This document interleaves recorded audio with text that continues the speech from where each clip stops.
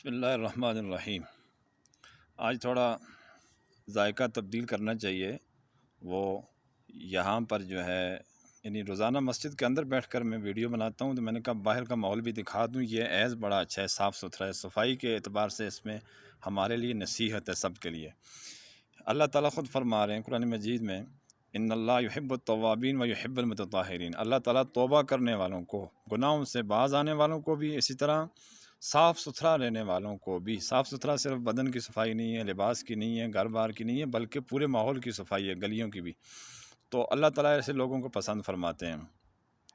پھر اسی طرح یہ اس کا نظام جو ہے یہاں پر بہت اچھا ہے۔ میں ذرا کیمرہ اس طرف لگاتا ہوں، آپ دیکھ سکتے ہیں۔ اب یہ دیکھیں گھر کے باہر کی یہ جگہ ہے، جیسے ہم پاکستان میں سے گھر سے باہر نکلتے ہیں تو وہاں نالی اسی طرح نظر آ رہی ہوتی ہے، جس کے اندر گندگی پڑی ہوتی ہے اور آنے والا مہمان جو ہے وہ متنفر ہوتا ہے۔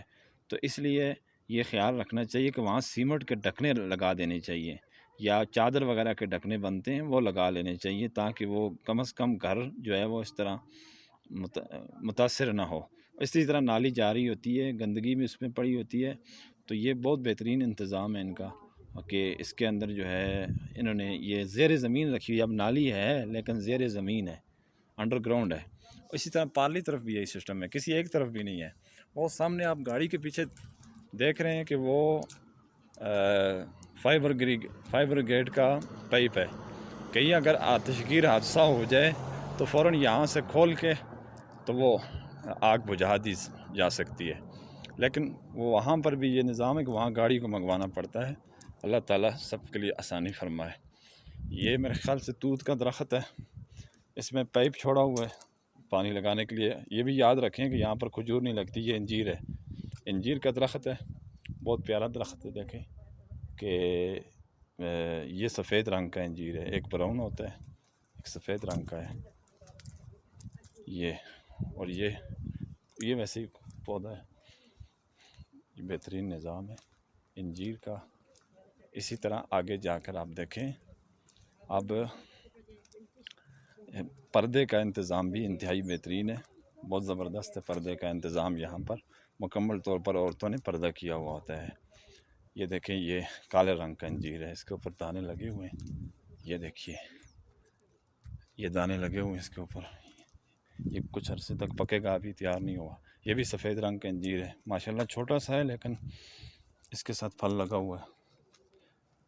یہ سفید رنگ کا ہے، اور یہ دیکھیں جی ماشاءاللہ بہترین۔